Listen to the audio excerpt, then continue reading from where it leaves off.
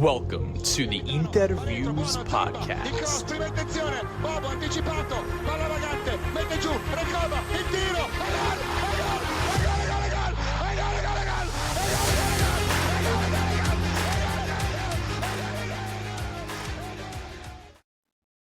Welcome, Interisti, to episode 171 of the InterViews podcast, the official podcast of SempreInter.com. We are here for the post-match reaction of Inter Lazio, which finished 2-0 to the host at San Siro.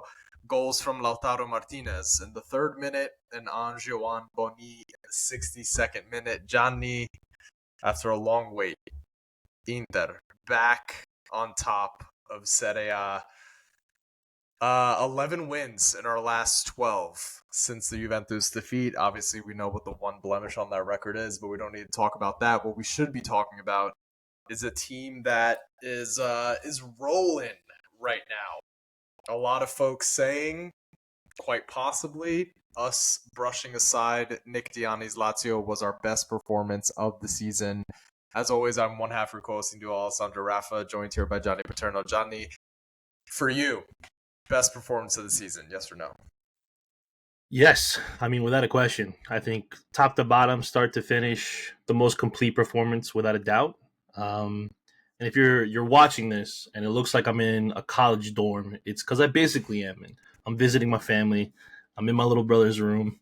I feel like a big kid here. But anyway, fantastic to see. I think Kivu had them really well prepared for this one, start to finish. I mean, the way that we were pressing and suffocating them from the first whistle was incredible to see. Truly a joy. It really was a joy to watch. I watched it with my father and my brother, and we were just loving it. We were loving every second of it. So, yeah, thrilled with the performance. Before the game, I had tweeted, we heard unverified reports of Kivu kind of ripping into the team after Kairat, which, we talked about. It wasn't like the greatest performance, but they were the only team there, creating chances. And I don't think it was as terrible. But after the Verona game plus Kairat, we heard that Kivu was frustrated with the team and wanted them to put forth a result and really dominate against the Lazio side that had been defensively one of the best in Serie A in recent matches. I think in their last 5 or 6, they were picking up clean sheets here. And I wanted to see a response, or he wanted to see a response. And exactly what you're talking about, this relentless pressing, which early on in the season we saw it, but it was leading to us conceding on the other end. It now feels, and the players are talking about it, Lautaro mentioned it specifically in the post-game, we're really starting to wrap our head around Kivu's ideas. It's feeling like they are finally able to understand when it is to pick the intensity up and harass the opposition without leaving themselves exposed. In the first half, there were a couple breakaways for Lazio, but they were really picking their spots. Is this version of Inter right now fully Kivu's Inter? There was all this talk, it still looks like Simone's, it's still his side, basically the same players and so forth. But is this the performance that kind of seals the deal of, this is Kivu's team now? We understand what he wants to do, and this team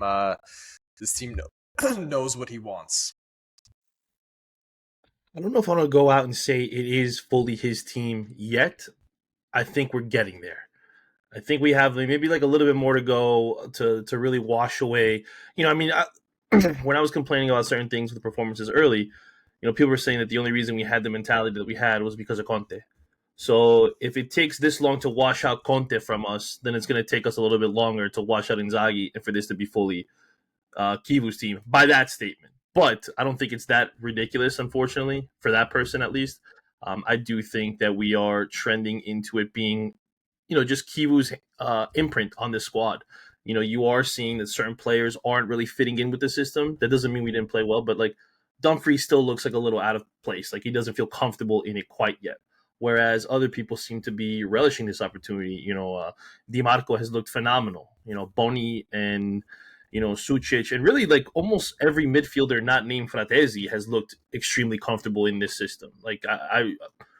Sucic, Zielinski, Hakan's looked like he's back to the way he was playing 2 years ago, which has been incredible, obviously for us as fans. And then, all our forwards seem to be really fitting into it. The back line, look, I think it's safe to say, even though he didn't play in this game, but I think we could all agree that Bisek has looked the best he's looked for Inter since Kivu was really taken over and gotten his hands on. And who better than a center back to help a center back get the best out of him? So, yeah, I think we're getting there. Maybe you know what?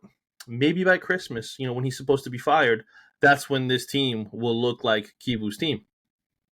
So, just really quickly to touch on that, because again, it was a big topic of discussion whether or not Kivu would be able to handle this. I think Kivu has demonstrated that he's up for the job. Obviously, we do need to see the results in the big games. Can we say that?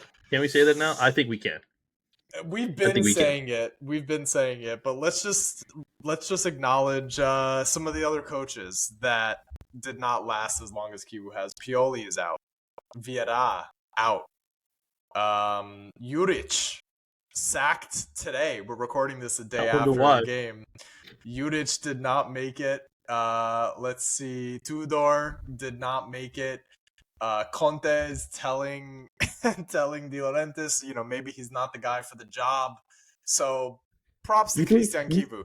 I'm sorry, but do you think you is pissed that Conte is saying this now when they wanted him in the summer, and now 11 matches in, he's already, like, they fired their manager, went and got Spalletti. If they would have maybe waited a week or two, they probably could have got another manager that they really wanted. But anyway, funny for us. So.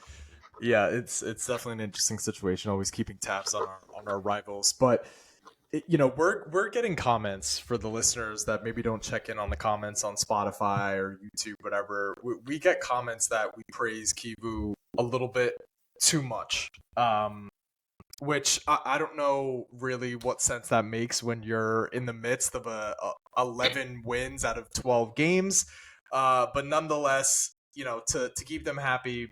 Maybe won't wax too much poeticism about Kivu, but I do want to get your thoughts on this, what we've seen out of the managers in Serie A, in their pressers.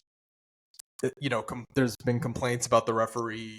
There's been all this talk of, who's trying to screw who over, who's trying to condition, referees to make it make certain difficulties for certain teams. Napoli constantly talking about it gives everyone anxiety to see Napoli towards the top of the table. Is Kivu's demeanor in these pressers is much more calm. He says that he doesn't look at the table. When the referee incidents come by, he says he doesn't want to talk about the referees. He wants to talk about this team. Are you a fan of this, not maybe nice guy approach, but more so just focusing on what he can control and sort of being this guy that's not trying to be out there and controversial and, try to condition people through the media? He's just kind of playing it cool a little bit.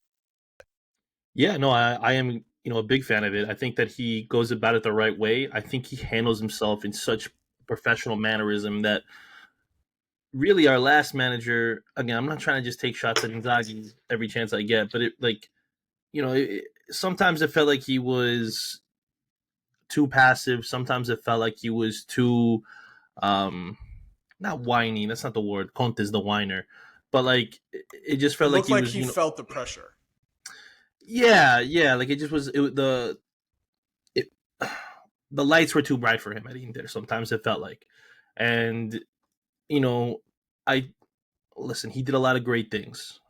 Some things I didn't like. Some things I really did like, but I think now you have a manager who, one, he played under an expert in handling the media. Whether you liked it or not, that's a whole different story. But Mourinho it was a masterclass.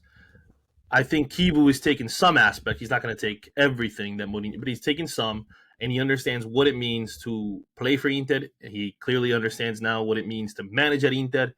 And I think that he goes about it in a way that, we as fans could appreciate. And listen, I don't want it to sound like that we're only talking positively about Kivu all the time, but there's really nothing to complain about. So it's like, you have to appreciate the way he is able to handle himself, and rise above it. Like I feel like when people take cheap shots, he still goes higher.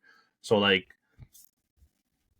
he knows what he's doing, and I'm truly impressed. I think the way he also like went about this match was incredibly impressive. And first, it's funny, we have a striker who people thought we overpaid for, who is now exceeding all expectations, and a 4 manager who goals, people 3 assists, rising star of the month for Serie A. we overpaid. And then we have a manager who everybody was complaining about only had 13 games of experience, who seems to be more than up to the task of managing at Inter. Like you said, 11 out of 12. The one, you could even argue the referee controlled that more than Inter, which that's something Conte is doing right now, which is funny enough. The way he's complaining about the refereeing when things go his way, there's never a problem with that though. But I digress. So yeah, no, I'm thrilled with Kiwu right now. And he's starting to get his flowers in the media too. If you listen to DAZN after the match, they're interviewing him. I mean, the way that like Vieri is gushing about him, the way that Stramaccioni is gushing about him, the way that Capello's been gushing about him, the way that Cassano is talking I don't about think him. Stramaccioni giving you your flowers really means much, but I get what you're saying. Listen, I get what you're saying. A former coach calling it out, Cassano, Isn't that the only? Isn't that the only club he's managed? Sorry, in Serie A, I mean. It is the only club he's managed. Yeah. Okay. All right. But I think he did have a very impressive stint in Greece. But I digress. Cassano, which Cassano says some really, really crazy out there shit. He had it out for Inzaghi. Like, he really, really had it out for Inzaghi. And if you listen to Viva Football Today, the podcast that he does with Ventola and Adani, Cassano, these are, players that have played for Inter. He could not stop gushing about what he thought Kivu's potential as a coach is. And he was making the point that he was trying to make was that this Inter is more European than the Inter we saw under Inzaghi. And he was critical of how much, how slow things looked under Inzaghi, and how, this high pressing, high intensity is what you see out of the other European teams. Kivu does deserve the credit for that as well. He is playing a more European style of football like the big teams do, where it's, high press, high intensity all the time, get the ball into the final third, attack, and know when to sort of take the foot off the gas and pick the moment. So he deserves the credit for these things. And it is nice to see the media finally giving him some of that credit, because frankly, he was the easy target early on in the campaign. Like you mentioned, a young manager, taking on a big job. Now he's starting to really turn heads here. And the ultimate test is going to be against Allegri, more so than it was against Conte. That's going to be, the big test for him tactically, because Milan, the way that they play is a style that can really hurt Inter. So we'll see how things work out in that regard. Let's talk about this game, though. Pretty dominant from Inter all the way through. Lazio did create a couple opportunities, but Inter was really dominant. I think that the game action that I want to get your opinion on, Carlo and Nima had talked about, the referees in Serie A this season calling every single tiki-tac foul. In this game in particular, I think we saw the most of a strategy for Inter that is a clear difference between last year and this year, which is not letting your opponent start the counter by fouling them, consistently sort of stopping play, which is there's moments to pick your spots where it's tactical and, you're making these tactical fouls and you're slowing down the team. It allows you to get yourself into a better shape. And also players can do it because they're not worried about getting pulled off for having a yellow card. Your thoughts on this being a part of this new Inter, which is much more aggressive, willing to stop play to not get hurt on the counter? I think if you're not going to get called for it as often as we did, I think it's smart. It's definitely good. You're kind of delaying the counters. You're delaying them to be able to build momentum, gain that speed that allows them to just really attack our back line, which we know is not the fastest. But the only thing I worry about is if you get another referee, like we did with Magnanello, I thought he was a little quick with the yellows against us. I thought someone like the yellow on Sucic, in my opinion, is never a yellow. First of all, he got the ball, so forget about that. But like, I've never seen that, called in that sense. So I think that's a little ridiculous. Whereas I thought, Guendouzi got away with a couple that I thought would have been yellows. I think Basic should have been called for one that he wasn't. So like it depends really. It depends on if you have that referee who's going to call the fouls, fine. But if you're going to be quick with the yellows, then that puts you in a situation when you actually need to make the foul, right? Yeah. It could really come back to bite you. That's my only concern.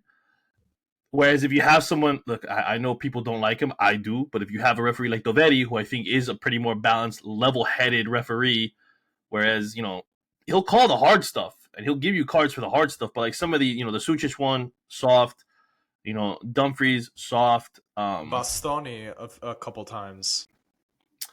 But he didn't give him a card. He wasn't given fouls. Yellow, but there were also some that were called on him that were, clean tackles. You saw the way he looked when he was coming out of that first half. Yes, at the end of the first half, yeah. I agree with that one. But there was some in the second half that were, definitely fouls. But Lazzari, I think you dove a couple times and got away with it. So it depends on the referee. I do like the tactic. I think it's smart. Especially when you think that you may be beat on the counter. Lazio does have speed with Zaccagni. Isaksen is pretty quick. Bouladia, not so much, but, let's say they had Tati Castellanos. Maybe that's a different situation as well, right? So I like the tactic. I think it was good. And I think when you play hard, other guys may start to play scared. I mean, on the other team, where they might be a little less likely to want to go in for a challenge or be willing to try to take on their man because, like, if they see, a Bastoni closing in full speed, maybe I'll pull up and, and the next thing you know, you got a clean takeaway and you're able to go the opposite direction. So I liked it. I thought it was good. I think you need to know when to do it, right? Like, there's certain, like, I don't think that we would do this against Milan because Milan with, Leao and Pulisic, that's a ton of speed right there, and do you really want to be pulled out? I mean, even in this game, listen, it didn't come back to bite us, but Acerbi was caught out a couple times, and pace-wise, he was not going to be able to make up for the ground. Fortunately, Lazio's trash, and I think we could say that it's just a trash club. Like, I mean, I'm rooting for relegation. Let's just throw that out there. But anyway, you can't do this kind of stuff against like a specific person you're trying to that you can't do this stuff against Allegri because Allegri is that's what he wants. He wants to be able to be on the counter, and if you give him the chances, and this team, listen, for all I don't like about Milan, they are quick with getting the ball and going in the opposite direction, and they'll sit back and perfectly set up to hurt us. They really are. They are. They really are. So. Let's see. I mean, right? We have the international break, and then we come out and play them again, or play them after, I should say, not again. Let's see, how we go about it. It'll be interesting for sure. But I'll be honest, I trust Kivu. I think he knows what he's doing. I truly do believe that he's going to. He may say, "Hey, we could do this same thing again," but a little more reserved. Choose our moments when to make these fouls or when to pull ourselves out of position and commit that tactical foul and stuff like that. So, yeah. Yeah, 3 yellows for Inter before the 55th minute. They were on Akanji, Sucic, and Dumfries. The first 2 subs in the 56th minute were Sucic and Dumfries. So when we say you got to be smart about it, let's say against Milan, those 2 cards in the first half go to Bisek and go to Hakan. Are you going to take out, Bisek, who you need for the speed on the counter against someone like Leao? Or are you going to take off Hakan, who you need, like who is how this team runs, the engine that this team runs? Like, that is, they need to be smart if this is going to be part of the strategy, especially against some of the opponents we have coming up, like Milan and Atletico.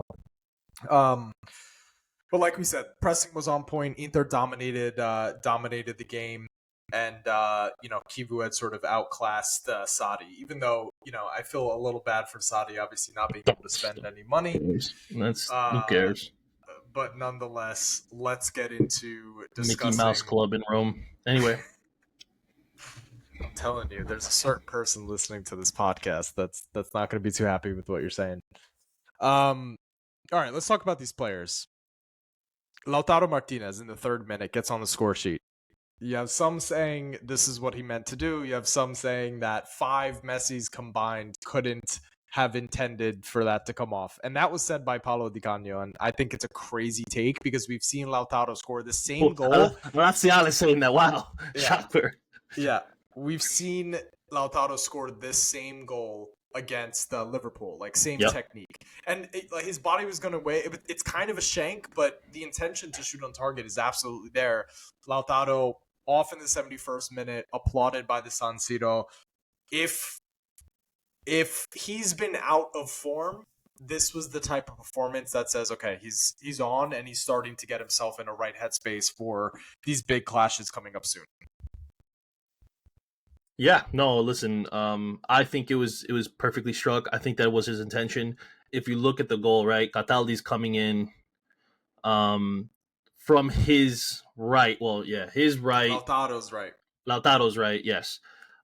So he kind of, not that he eases off, but he kind of knows he has to strike it going away from his body to be able to put it into that far post the way he did.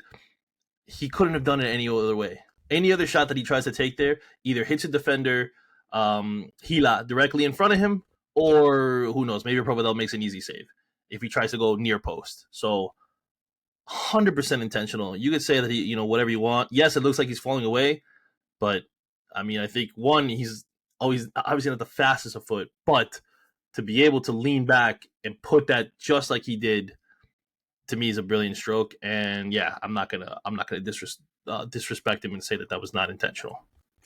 And they were also saying, like, aesthetically it wasn't so pleasing. I think that was a banger. And if you were to try, like, making a catalog of Inter's goals this year, just, let's just look at the recent matches. You have Lautaro against Lazio. You have Carlos Augusto against Kairat, that long-range shot. You have the Hakan Zielinski hookup against Verona. You have the link-up against Verona. Sorry. And then Sucic against Fiorentina. It's like every game, one of these goals is an absolute stunner, and it turned out for the captain today a really good performance. And it does, and well, we'll get to it, but I was going to say about another one. But anyway, we'll get to that one. You hope he doesn't have to play too much this international break, but then again, Julian Alvarez pulls out of the squad, and he's probably going to get a ton of minutes. Yep. Unfortunately, yeah, that's probably what's going to be the case. And then, we have to worry about him flying back. Well, one, staying healthy, that's most important. But then flying back to Milano from wherever they're going to be playing in, whether it's in Argentina or somewhere in South America, that's not great in that sense. He's always one of the late ones to arrive too. Always one of the late. Yeah. And I mean, who knows, maybe with the I'm kidding. I was about to say about these government shutdowns with the airports, but it doesn't affect them. It affects the US. No. Yeah, that's not going to be their issue. I know. His strike partner, Ange Amboni, leading Inter in goal contributions this year with 7. We interesting. went from our main backup being Taremi/Arnautovic to our main backup coming off the bench, Ange Amboni. 7 goal contributions so far this season. Nima calls him the signing of the season in Serie A so far. It would be hard for me to argue that there's been anyone as impactful as Ange Amboni. Scores, he didn't have to do much. Let's give DiMarco his flowers on that goal for sure. That's definitely half his. But Bondi finds a way to continue to just contribute. Today was a lot of fighting people off, being more of a target man, hold up, and then when he got his opportunities, he would take people on. I thought he was just, the link up play was excellent. Against sides that are going to press up the pitch a little bit higher, he may have more fun there because he didn't really get the opportunity to get in behind the defense. But even without that, he still found a way to get on the score sheet and contribute. Anjuan Boni, for you, signing of the season in Serie A so far? I think it's hard to argue against that, right? I don't think that anybody has done what he's done, have the impact that he has, of course, not just in goal contributions, but even in just in dribbling and maintaining possession for us. His hold up play has been phenomenal. I listen. I love the signing. Him and Sucic were the two that, I mean, obviously Sucic is the one I was most excited about, but getting Boni, especially knowing that there was rumors that Juve was interested in him, they were interested in him and Bernabe. Um, we got one. Leone got to leave too, so Juve misses on another one. I mean, obviously the unfortunate injury, but I don't think that would have mattered. Had he gone to Juve anyway, but um, you know, Boni is just, you watch that game, right? Take away the goal. I think the rest of what he was able to do, dribbling in the corner, being able to maintain possession, waiting for guys like Di Marco and Sucic to catch up and be able to join the attack there. If you look at the way he dribbles out of trouble in the build-up leading to the Zielinski goal, that's another beautiful piece of individual play by this man. And yeah, I mean, the more I watch, the more I'm like, yo, do I just get a Boni kit like at some point this season? Like, honestly, like I love the player, and I think you could, like, right now 80 million would be what it would take to even answer the phone call if somebody was interested in him, because he's just been phenomenal. Like, I hope that no calls come, to be honest. Like, hey, Marcus Thuram, if you would rather, get one. But seriously, with the way that this kid is playing, I wouldn't be surprised if teams from England, teams from France, well, really one team from France, is looking, and you're like, man, like, this kid's a bit of a hidden gem. And I'm thrilled with this signing. And I think that the fact that you're able to lean on a player like him, you don't have to have the likes of Taremi, Arnautovic, Correa coming off the bench, and you have like a bona fide striker who really is helpful in all phases of the game, is huge. He's had 8 shots this season, and he scored 4 goals. I mean, he's just taking advantage. We've been talking about being clinical, and he's just he's taking advantage of it. The numbers: 19 of 21, on only 4 touches in the opposition box. So today was more of a game for him to be involved in the build-up, and I thought he did that excellently. 2 for 2 on long 100%. balls. Johnny, the fear from some on Inter Twitter is that he's played in the France youth setup for his entire international career. Obviously hasn't been called to the first team yet. There are rumors of him potentially joining the Ivory Coast and switching the confederations there. You even had Di Marco commenting on his Instagram post, saying the Panther from the Ivory Coast. What effect on Inter? Talking towards Boni's importance to this team, what effect would this have on Inter if we did have to lose Boni for a month during what we know to be typically the winter lull for Inter? The winter lull for Inter.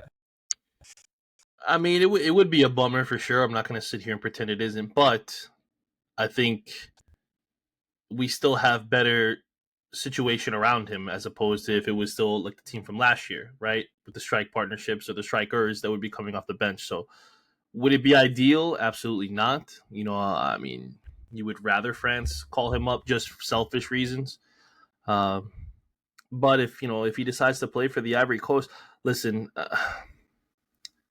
I'm never going to fault a player for picking the country that they want to play for or whatnot. And if this young man wants to play international football and be a part of some competitions and an opportunity to go to the World Cup, we should be celebrating him and supporting him no matter what. Yeah. You could have your selfish reasons, and I'm not saying you're wrong if you do, like, oh, I don't want him to go to the Ivory Coast. I mean, deep down, I probably don't, but I'm also like, if that's the only country, and he does, it's not like he's not Ivorian. I'm gonna want him to go and be a part of that national squad, and I'll always be rooting for is that they come back healthy. That's it. That's all I really want. Just stay healthy, play your best, and continue to when you get back, continue to help us press on to the championship. Speaking of a player who is getting back, is 19 minutes enough for Marcus Thuram to be ready for this derby coming up? He did not get called up to France for the international break. A lot of the chatter around his performance and his 19-minute cameo is that he still does not look fully healthy.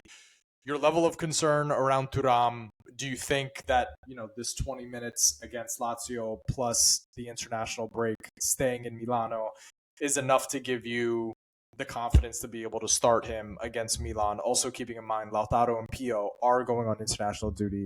Bonni and Thuram staying in Milano. Yeah, this might be something where it's like you want to see more so Boni and Lautaro start, post international duty. I don't know if this is something where I'd be like, yeah, no, I want him, in the in the lineup for that game. It might be better suited that he comes in afterwards. Maybe around the 55th minute, 60th minute. I who knows though? But he has an extra week off really to prepare and get back to fitness level. Maybe Kivu sees something differently that we don't. And we all know that he has been, historically a terror for Milan. So, maybe he does find a way to get back in the starting 11 for this one. Maybe Kivu decides to start, Thuram and Boni for this one. Even though we said last episode that we would rather them play separately, maybe Kivu feels differently. And you know what? I decided while we're kind of on the topic still with Boni, I decided to look up the timetable for the African Cup of Nations. And it's from December 21st to January 18th. And that's provided that, let's say the Ivory Coast makes it all the way to the finals, which who knows if they even do, right? So potentially he would miss on the 28th, the Inter-Atalanta game. He would miss Inter-Bologna on the 4th, Parma-Inter on the 7th, Inter-Napoli on the 11th, and Inter-Lecce on the 14th. He would not miss any UCL games, he would not miss any UCL games if he decided to represent the Ivory Coast. So, even though you wouldn't want him to miss really the Inter-Napoli game, the rest I think we should be able to manage without him, theoretically. Theoretically, unless Palladino comes in with his hair on fire. You're right. Unless Palladino comes in like a man possessed, but who knows? Could be possible. It is going to be. I am not entirely sure what the best pairing up top is going to be against Milan because it's a team that sits back, right? So, you're not going to get a lot of space in behind. So, do you really need your speedsters, or is it better to have Thuram and Boni receive the ball at the top of the box and try to take their man on? It's going to be interesting. The choices there, but both strikers.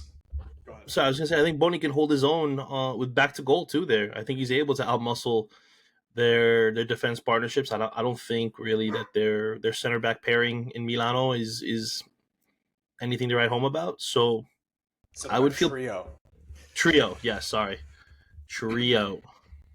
Is anything really to write home about really? So. And Carlo Garganese on the same page there. The man of the match.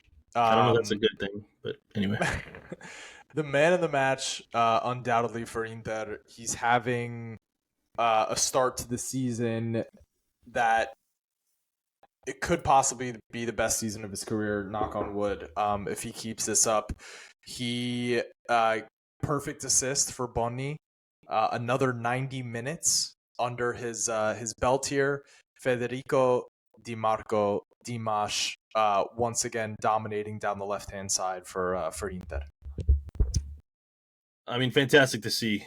I think we were all disappointed with his last season. His performance in the UCL final was abysmal. I think weaker players would have come out into this season just absolutely gutted and not be able to play at their best. He seems to have a renewed fire. And I think that, the threat of Carlos Augusto taking his position on that left wing side, also a little bit of a fire under him. So hey, if we have both those guys playing at their best, that's a great problem to have, really. I I know Augusto came on the right side, which we can get into that too if you want. Um, but yeah, I think if you have him playing 90 minutes and playing like this, that left side is a cheat code between him, Bastoni, and listen, you could throw even Sucic or Zielinski, and I think either one of them is able to help out with those guys as well. His season so far is arguably the best example of Kivu's positive qualities as a coach, as a manager. We're talking about a DiMarco who was defined by not being able to last the entire 90 minutes, who coming into the season, as far as like players that were suffering mentally, you can definitely pin some of what happened against PSG on DiMarco. This is a lifelong Interista that was wearing the strain of the failure of last season on him pretty heavily. And for Kivu, and the reason why I say Kivu, and I'm not just saying, oh, it's all Dimash getting there. They talk about what he's done for the mentality. The commentators talk about a team that looks like happy and does not look like they're wearing the weight of the world on their shoulders. You have to give Kivu credit there, as well as DiMarco, for being able to put in these shifts and being able to be mentally in a place where he's performing at the top of his game. I mean, you have Vieri saying he's the best left foot he's seen in Italian football in the last 20 years, being compared to the Italian David Beckham. Patrick Kendrick saying that he's got the best left foot in Serie A, and that's coming from I don't listen to anything Patrick Kendrick says. Yeah. But regardless, the point stands. Like, he's having himself a great season. Look, I mean, you look at the way Kivu celebrated the Lautaro goal, right? I just feel like the vibes are always at an all-time high, and it's definitely rubbing off on the players on the pitch. Like, they all seem to be galvanized and wanting to play for him. I think that's half the battle. You have to have your team behind the manager for it to be successful in any way, shape, or form. And just to see the way that he's rejuvenized DiMarco. I mean, Lautaro looks like he's in the best shape of his life, and that could be a combination of Kivu and actually having a strength coach who actually is a bit more of a drill sergeant with these guys, and everyone looks like they're sharp, man. They really do. You can make a case really. Maybe Dumfries has been the one that's kind of still not looked great so far in any game this season, but I don't know. I think it'll be able to come around as well. Like he did take a while to get good in Inzaghi's system, so maybe he's just a slow learner. I don't know, like any other way to put it. But these guys are just clicking on all cylinders, and I'm DiMarco is a perfect example, like you said, of what it's like when you're able to have a manager get behind you like that.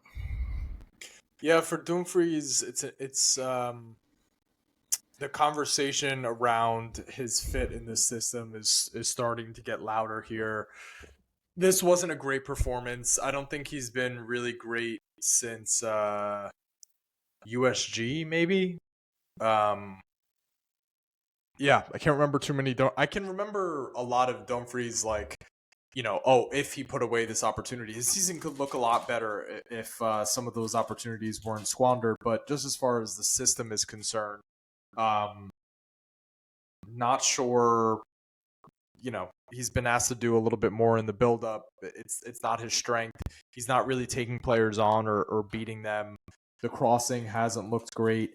I'm not willing to buy in totally to, he just isn't a fit for Kivu's system. I think he's just like out of form and not playing super, super confident. Obviously, he gets the yellow card and is off the field in the 56th minute. We'll talk about his replacement here in a little bit. But do you have any words around these Dumfries performances? Any remorse over maybe his release clause not getting exercised this past summer? Yeah, I mean, it's a bit of a bummer that no one wanted to trigger that, especially with how low it was. Is that an indictment against him? I don't know. I mean, he did score some massive goals for us last year, really timely goals, big goals in big games and big moments. Nominated for Ballon d'Or. You would think something would have panned out, really. especially with the Barcelona rumors or something. 25 million is nothing. It's peanuts in this day and age. Unless you're Inter, and you look at Boni as a waste of money at 25 million. So, A but huge expense. if you get the 25 million back and are able to do that, that's who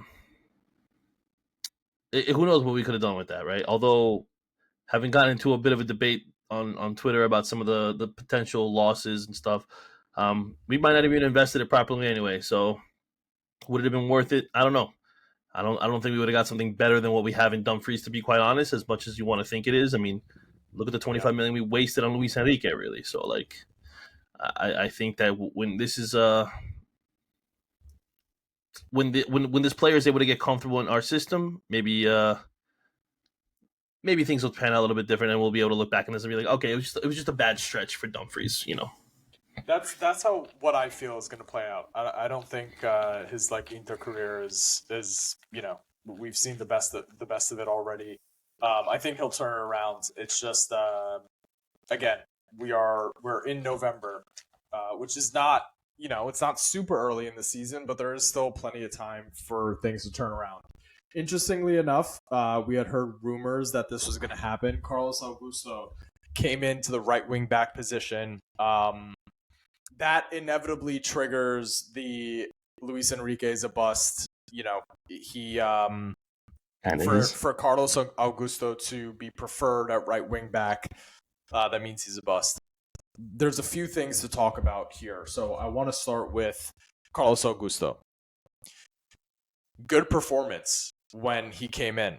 Did not look out of place down the right-hand side. No. Maybe more two-footed than people realize, although we've seen him rip shots coming inside with his right foot. Drilled across, drilled a shot on target. I mean, he was doing a lot in the short period of time that he was on the pitch. Able to cut inside there when pressure collapses around you. On the right-hand side of the pitch, sometimes it's better to be left-footed because we do a lot of these things where we play to that side and then you pass it immediately to the midfielder or you pass it to the forwards, and it's easier to do when you're left-footed. So regarding Carlos Augusto, I liked the shift that he put in over there, and I'm happy to see more of it. I actually think it could be a really useful tool for a player who's very quickly turning into the new Swiss Army knife, taking the throne from Darmian. Yeah, I mean, phenomenal shift, in my opinion. I think that, like you said, the fact that he was able to show a little bit more of his two-footedness than even we anticipated is a great sign. Definitely our own Swiss Army knife, Matty Darms 2.0, which is, it's amazing, how we got those, Darmian for as cheap as we did, and now you get Augusto for less than 20 million himself. I mean, that's just great value, having the tactical flexibility that he offers, left side, right side, left center back, it's awesome to see. He is becoming an important player. Not even becoming, he is an important player. I shouldn't even say he's becoming. He is an important player for us. And, to see him continuing to grow, continuing to improve his game, it's actually shocking that he hasn't gotten, a call up to Brazil. He has. I think he's. Well, I mean, but not he's not playing big minutes for them. He's not starting. Yeah. Yeah. So it's it's just surprising that they don't see the value. And who knows? Maybe now with Ancelotti there, maybe he will. He does love the Serie A, right? Maybe he will recognize his talent and he didn't get called up this time, but I think in the future he will be he will be respected, I think. Yeah, he just needs to add right center back to his number of positions here, and Matty Darms is done. Wow, that disrespect, unnecessary shot at Matteo Darmian. Unnecessary. Listen, unnecessary. Carlos has been killing it. I'm just happy to see him. Maybe he pulls the Zalewski and starts playing Metzala. Who knows? But really good out of the Brazilian, who, like you said, is becoming a super important part of this team. All right, so the question or the hypothesis or the discussion here is that going to Carlos instead of Luis Enrique means that is the end of his Inter career. He needs to be sold immediately, and all that good stuff. I think that there is a couple reasons why Carlos may have been selected in that spot without it being the end of Luis Enrique's Inter career. Let's hear it, and I'll tell you why you're wrong. Go ahead. Okay. Well, hold on. Hear me out for a second. I will. And I'll tell you why you're wrong. Okay. not been impressed with Luis Enrique, but we're talking about rest in peace to his Inter career.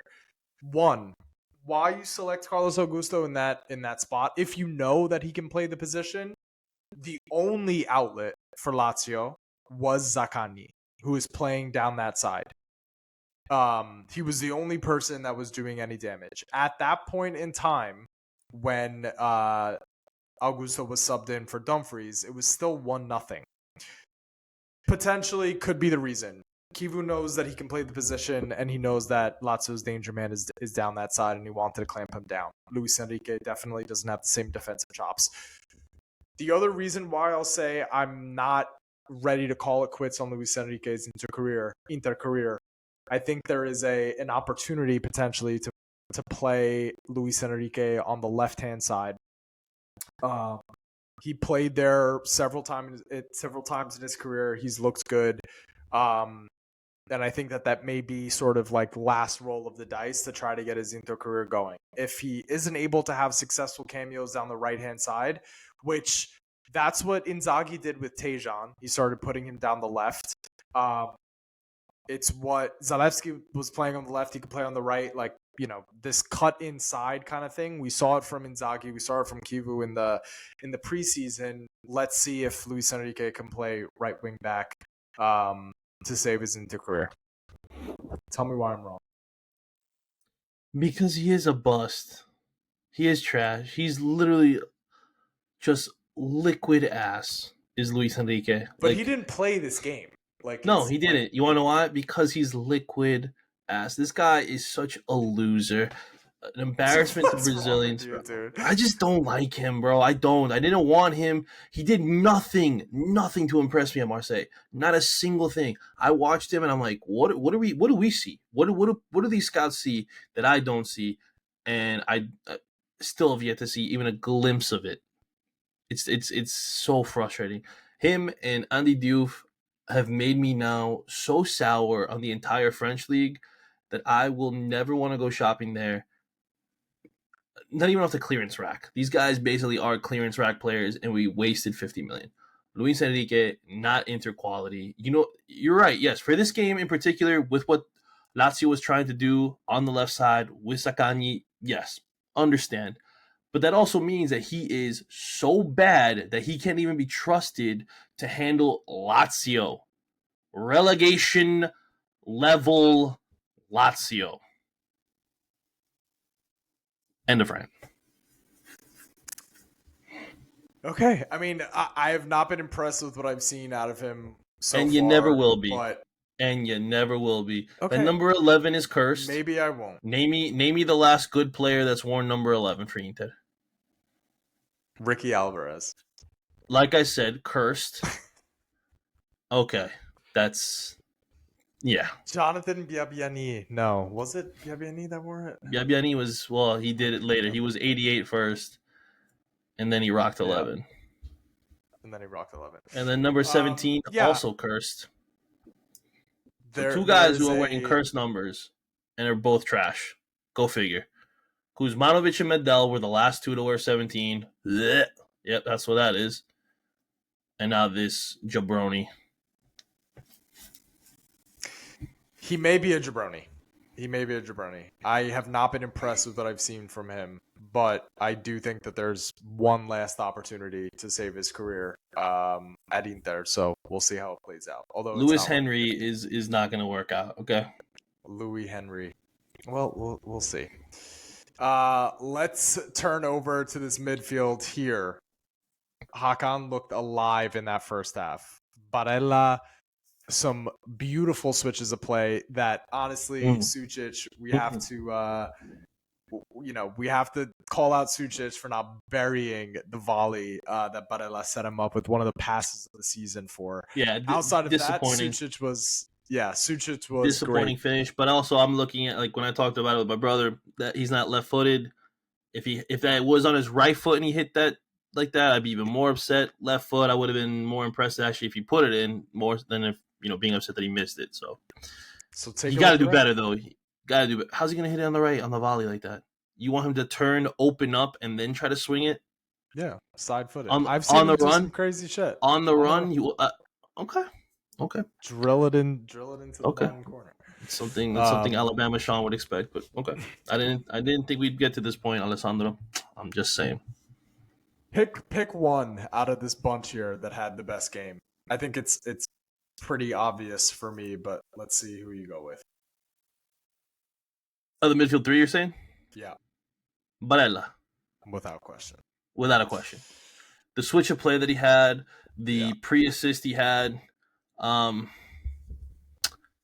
switch of play he had on the Boni goal, where he outmuscled, I forgot who was all over his back. It might have been Zaccagni for. They were on him for a while too. Yeah, and then outside of his foot, puts it on a plate for Lautaro. Like, man.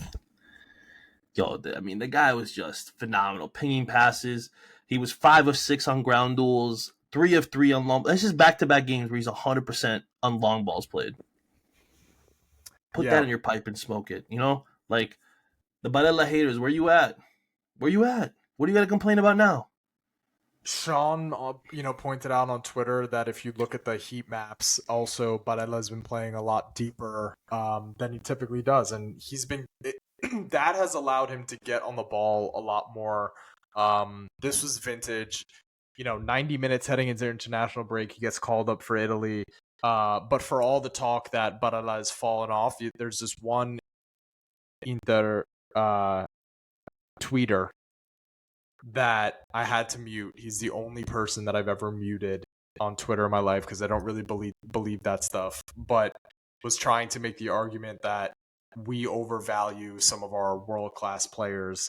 And I know Barella's not been completely and totally locked in, but there are moments of quality such as the switch of play for Sucic on the volley there, that ball cannot be hit any more perfect. It's actually there's very few times in a football match where you're watching something that is perfection. That you cannot do it any better. And that switch of play is perfect. And he's got this he's still got that world-class streak in him. He's just played it a ton, so you've seen some of the lower performances, but I thought it was brilliant. Yesterday. The guy's just too important. Like, I've actually come to don't get me wrong, I love players, and there's players I wouldn't want to sell, but I've also come to the realization that no player is untouchable as much as we want to say that they are and think that they are. In my opinion, in this day and age in world football, no player is untouchable. You would have made the argument that Kylian Mbappe was untouchable. Well, he got touched and he got moved. Did he not? So, I mean, to me, nobody's untouchable. I don't want guys to leave, but I think if the right money comes along, I think teams will, unfortunately, players, whatever. We don't have to get there. You made that argument, and we're gonna get there at some point. Okay, we can make that argument. This discussion here. All right. Barella though the guy's phenomenal. I mean, there was moments in the game where he would, his and DiMarco's first touches and the way that they were able to trap balls and bring them down. I don't know. I'm trying to think. I don't know. Maybe Berbatov is like the last guy I remember who had like touch like this. Really, like that. It was just so incredible. Like things that wouldn't go on the stat sheet. Things that people forget about that don't even cross their minds. But like there was a ball that he pinged to DiMarco in the second half that I think anybody else, that ball hits off their foot, rolls out of bounds. DiMarco brings it down, and it's within 3 inches of his foot. It's insane the touch that these two guys have. And yeah, this was another performance from Barella where I was just left like, wow. Like, he's just, wow. Like, you can't really just say anything else except, like, he just continues to amaze and impress. And yeah, I'm thrilled with him. Yeah, he's another 90 minutes here. I wonder how much he's going to get on international duty, but I also think that against Milan, he's going to be incredibly important to break down that low block. He's always important in this midfield. Whatever people want to talk shit about him, he's always important in this midfield. Çalhanoğlu, that first half, he was trying shit that you got the feeling like, oh, he's just on one today. Like, he's feeling it today. 81 minutes for him, another perfect performance in the bag. Sucic, 56 minutes, was on the yellow card. Had his moments. I don't think it was his best game in an Inter shirt, but he had his moments. Zielinski comes on. I'm going through this quick just because I'm looking at the clock here. Zielinski comes on in the 56th minute. He puts the ball in the back of the net. Ruled out for a DiMarco handball earlier in the build-up, which I think is a weird call given that there was another like 90 seconds of play before anything happened. Yeah. And Fratesi, 9 minutes. That bothered me. Like, and I feel like we're the only club that would go that far back on, right? Like, I don't think anybody else would go that far back. First of all, not only was it, I'm not saying it wasn't a handball. It was. Yeah. But Lazio didn't complain about it. Like, Lazzari's right there. It didn't affect the play at all. It didn't affect the play at all. He still headed it the direction he wanted to head it. We recovered possession. It went from Bonni to Barella, Barella to Lautaro, Lautaro to DiMarco. I'm sorry. No, Lautaro to back all the way up to Carlos Augusto, and then Carlos Augusto is the one who gets it to Zielinski, who eventually scores the goal. All that had to take place before. Not only that, it happened in our defensive third of the pitch. So you had time. If you saw the handball, to go that far back, in my opinion, is ridiculous. What happens if we spent another 5 minutes pinging the ball around before we scored? Would we have still gone back 5 minutes? Like what is the limitations on this? Yeah, I would like some clarity on that, because I feel like there has to be like a stipulation where it's like, okay, if nothing gets, no arguments made, and it goes on for that many passes before it ends up in the back of the net. There needs to be clarity around this rule, because it would be one thing if DiMarco handballed it into Lazzari, then and he's the one who directly passed to Zielinski and scores. Oh yeah, or like Bonni immediately tackles him, and then he sends a ball in behind the defense for Zielinski. It didn't play out like that. There was like a whole passage of play. Dude, there was a minute of play before the ball ended up in the back of the net. Yeah, and I thought it also sucked for Zielinski to just be robbed of like a beautiful goal, and seeing the ball in the back of the net again, and given all the talk about how good he's been, like you wanted that for him. So unfortunate, but that's Serie A for you. Davide Fratesi, 1 pass in 9 minutes. There's not much to say there. Not much for him to do. Talk about this back line. All three with 90. I thought Akanji was good. Mm-hmm. I thought Bastoni was great. Could have done better on the shot, but yes, I agree. Akanji was good. Yeah, and he's going to get his goals. He's going to get more goals than Pavard did. That's not hard. That's not hard to do. The conversation piece, I think, in the back line is Acerbi.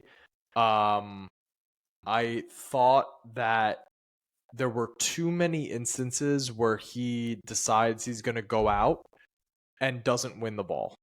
And that's concern. I don't think he had a bad game. I'm talking, but it is yes. Strictly through the lens of the right center back for the high line that Kivu wants to play. And Acerbi is just really 100%. Risky. 100%. It is a little concerning. especially when you're going up against like Milan can burn you. They really can. Like I know people don't want to talk or want to admit it, but they can burn you. And Pulisic, Leao on the counter.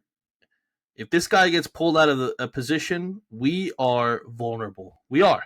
If you can't recognize that, then you are just way too blinded by your black and blue lenses, and like it's just stuff that you need to recognize. Um, I'm listen. I do think he plays intelligently in some aspects, but I think other times that he thinks he's still 27 instead and not 37. And if you're going to be playing like that and pulling yourself out, you're going to be leaving your other center backs in situations where it's not good. And Sommer isn't the one who likes to seem to come off his line and make plays and stuff because, you could look at the Napoli game when Bastoni was yelling at him to call out, right? He didn't want to come out, and then it ended up in the back of the net. Yep. But there was a glaring, gaping space there that was left by Acerbi. So, like, it is a concern, and he didn't play a bad game, but he did get pulled out of position more often than I want to see. No, it's more so.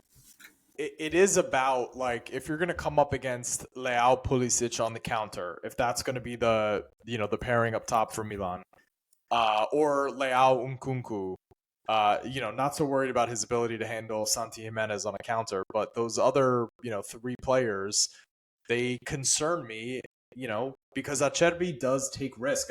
And it's not about him being a bad player. It's about, does he have the ability to recover after he doesn't win one of those duels? 3 for 7 on duels, dribbled past once.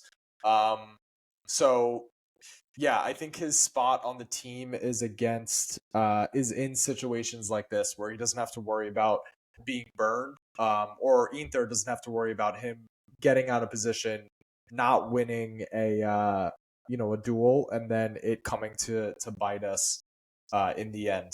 But that's the story with Acerbi. We've known it's going to be like this for a long time, and thank God we've seen Bisek show that he can do the job in the back line. Sommer. Nothing memorable. Nothing memorable. I don't really remember him being Wasn't really challenged. Bad with the passing or shaky on any of the stops. He really faced one really dangerous opportunity, the Mario Gila header, but there wasn't really anything he could do on that. So, the ratings apps have him as the man of the match. Obviously, he's not the man of the match, but he's not much to talk about there. Chaos. All right. I think that's it for players to talk about. We are going long here, so should we quickly hit these questions? And we think we have 2 speak pipes too. We have 2 speak pipes as well. All right, let's get to it. All right. At Ronald Pena, Carlos Augusto on the right means Kivu doesn't trust Luis Enrique at all. So will Inter get at least 10 million for him in January? Also, we need 2 more CA. Carlos Augusto in this team. He plays well everywhere. No idea why Kivu doesn't give Juve the Fratesi minutes. The guy just does cardio out there.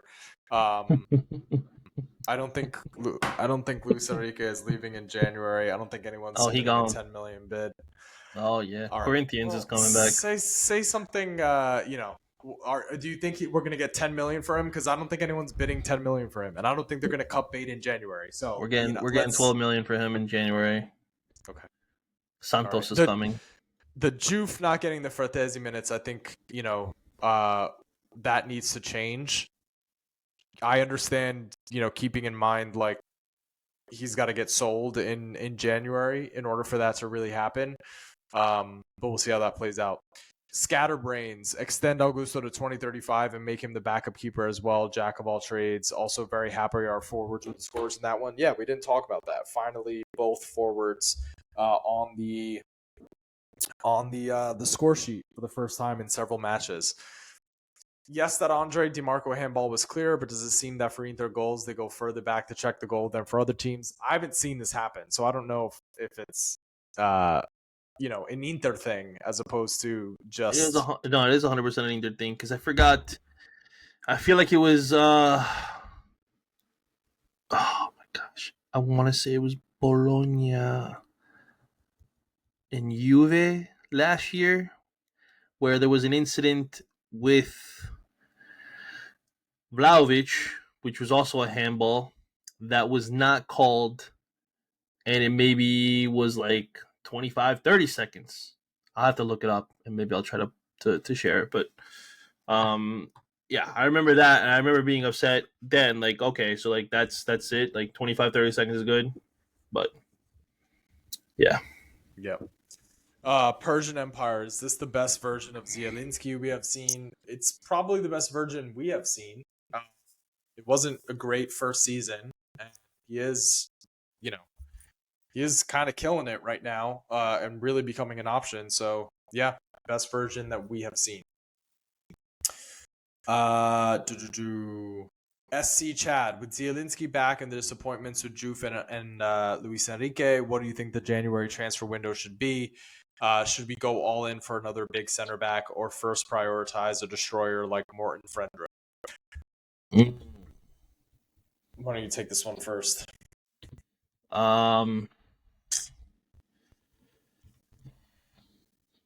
It depends. Like, if we can get Tarek Moharemovic, is that how you say his last name?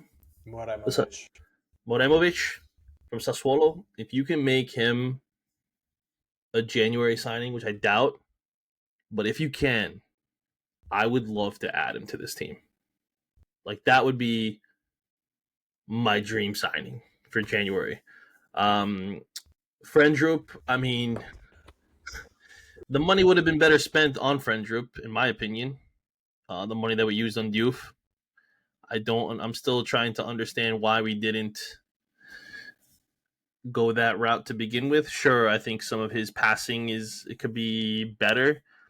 He is, like you said, a destroyer and kind of goes in there and just bodies and bullies, but I still think there's a player there, a player worth investing in. So I wish that would have been where we spent the money, but I think a center back is more important than getting another midfield. I think we can still get away with what we have currently in the midfield, and I think a center back like Tarek Moremovic would be the way to go.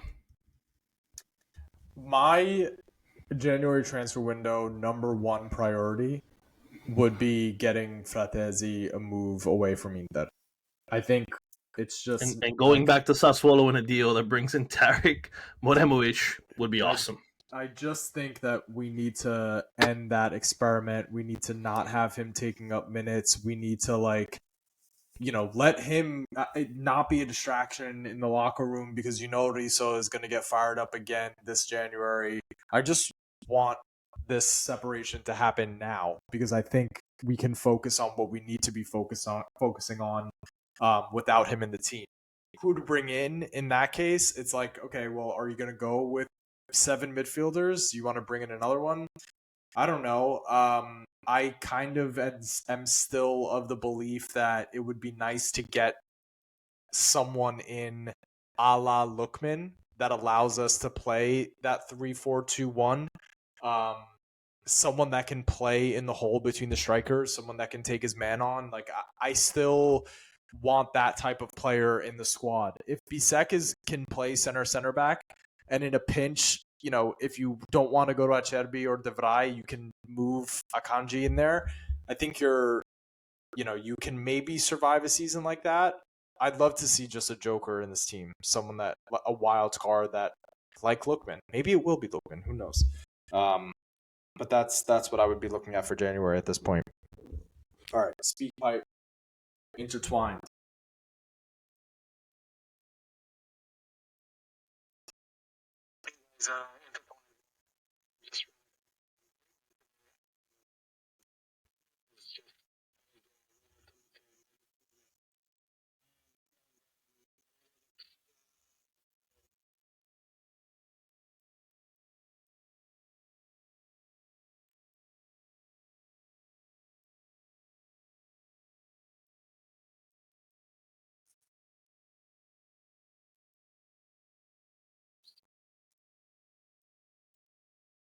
I didn't see any new speak pipes come in.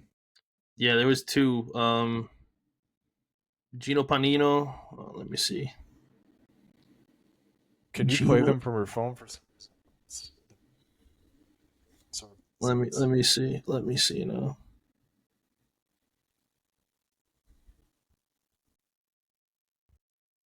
Yeah, Gino Panino. Okay, let me see if I can play it. Da-da-da-da. This is the first time I'm gonna do it, so it's gonna be funny. All right, let me see. Let me know if you hear it. Hey guys, great job, great show as always. Currently watching the game here with 89 minutes played and a few minutes left in injury. Great performance from Inter today. Wish we killed off the game a bit sooner. A little bit concerning, but I wonder if it's just their mindset as opposed to his physical abilities.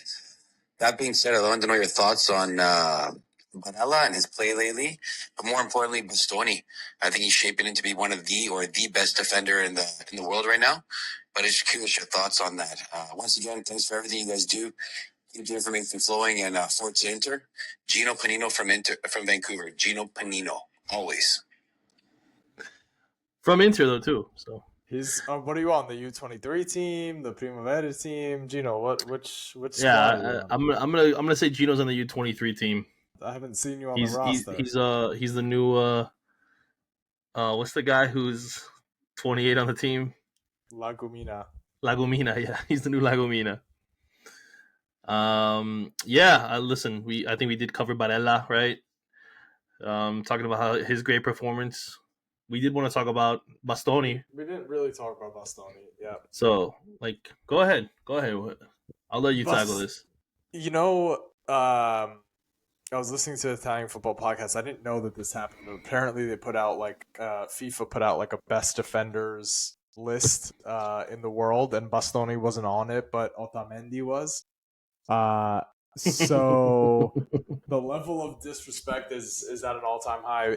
It's almost, here's where I'm at with Bastoni. He's so good, and he's been so good, so consistently good, that these incredible performances are now like starting to feel like regular.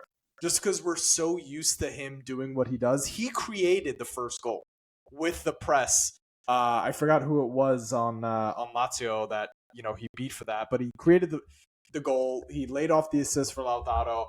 But he does this all the time that it's so regular. So you're just like, oh yeah, another Bastoni performance. Not really taking into account or appreciating it, how abnormal it is for your left center back to be this good going forward, this solid at the back. It just happens so often where it's like, oh, Bastoni, another great performance. Oh, another goal contribution for Bastoni, great assist and so forth. So yeah, sorry we didn't give him his flowers, but he deserves them. He deserves them. He's just making it so goddamn consistent every time. So now, all right, now your opinion on the question I posed on the Twitter sphere. Oh, yes. I think losing Bastoni, even with 100 mil coming in, changes the calculus for what your objectives are. I don't think that we can go for a title without Bastoni in Serie A. I don't think that we'd be as good in the Champions League without Bastoni. And also, I don't know that I would love the decisions that they would make with that 100 mil. That's my my concern is what would we actually do with the money. So for that alone, I probably wouldn't ultimately sell him. But I think with that kind of offer, if real, people could say like things can come out in the news, doesn't mean it's factual. Could just be trying to see if they could find out through an intermediary if there's any desire to leave Inter and go to Liverpool, which I think anybody in their right mind would not want to move to Liverpool and leave Milano. But I don't think that it would change the objective in the league. I still think that we would be able to win the league. I think it would affect us in Europe because what he's able to do in Europe with enable stretching the field and with the way teams don't play as defensive in the Champions League. Like I think he's going to be crucial for us against Liverpool and Arsenal in these games. It's also like 100 mil doesn't get you like a ton. No, like 100 mil doesn't do what it used to do for sure. That's for certain. But what if it was? We'll ask Interisti to respond to this. I think we already saw how most Interisti responded. So I mean, which I'm not saying they're wrong. Let's try to make it real. What if the 100 million, Bastoni goes out, you put Carlos Augusto at left center back, and the 100 million brought you a center back. But what if it brought Lookman? His prices dropped. Sorry, someone's walking over there. His prices dropped, so let's call Lookman 35. Muharemovic, let's say that's around 25, 30. And let's say 30. So you're at 65 there. 65. Let's say what if they brought in Caprile? Caprile in January wouldn't happen, but okay. What about add Frendrup in there in the midfield? Okay, so let's say you sell Bastoni, but you get Moremovic, Frendrup, and Lookman. Would you do that, Interisti? I still don't know if I would, although I really want think that I would. Moremovic. Like I really do. Like I'm dead set. Like I would be willing to spend 40 million on him, to be quite honest. But if the cost is Bastoni, no. I mean, look, I know I said like, yeah, you take the money and run, but now thinking about it, it's like, well, the money's not going to be spent properly. So, and honestly, I think that it would be a hit to the Italian national team if Bastoni went to the EPL. I don't think defensively, he would do as well in the EPL. I just don't think he's as fast. Yeah, I also just don't see this being realistic. I don't think so either. I think you think so too. Yeah, I don't think it's realistic. I don't. No way Liverpool comes in with $100 million offer. No way. I mean, it would make him. He knows that he's undisputed here. He knows that the league works for him. He can go after titles here. Yeah. I don't think it's going to happen. Yeah, not going to want to go. But I did say, like, and I don't think other people were understanding this. They're like, "Oh, Bastoni's untouchable." I don't think he is. I don't think anyone in this club, quite honestly, is untouchable. I don't think they're untouchable for management. I think management would sell. I think they're untouchable for fans. I think Bastoni is untouchable as a, and I think like team. I think Barella's untouchable. I don't think Lautaro's untouchable. I don't think Lautaro's untouchable. I think the person in this team that I think is untouchable is Bastoni. So I would say you add Barella to that personally. Actually, I can't do this right now. That's fine. But all right, let's do the last. This one's from our buddy Casey. Oh, Case. What a match from the boys. Thoroughly dominated start to finish.